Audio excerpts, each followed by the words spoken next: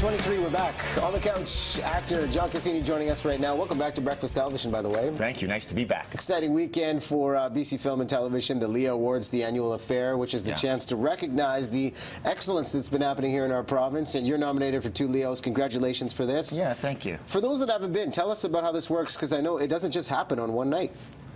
No, actually, it's been on 3 nights this year. They had the sort of the craft awards last weekend, and then this weekend, Saturday and Sunday, they have what they call celebration, and then they have gala.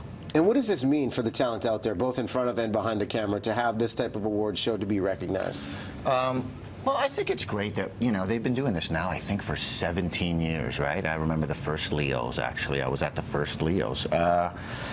You know, it's nice to celebrate our own, right? I mean, we're on this side of the Rockies. I know that back east they have some award shows happening back there. I think we kind of get forgotten a little bit of all the stuff that we're doing here.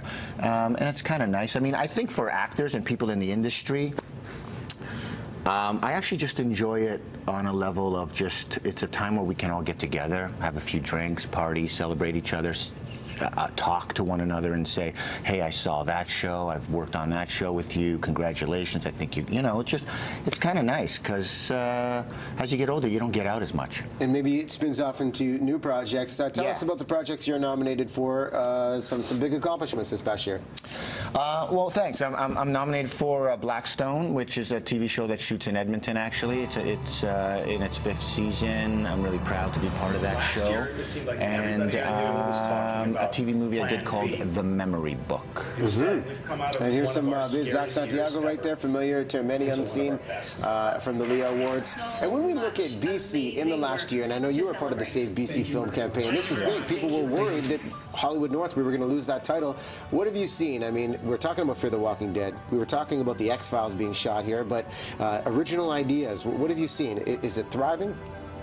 I think Indigenous projects are at an all-time high. I think there's a lot of people that are starting to make films. I mean, you know, the new technology has allowed people to be able to shoot films for cheaper, so the talent has always been here, the infrastructure is here, the crews are here. I mean, it's hard to get crews right now, actually, because everybody's working on sort of some of the bigger stuff.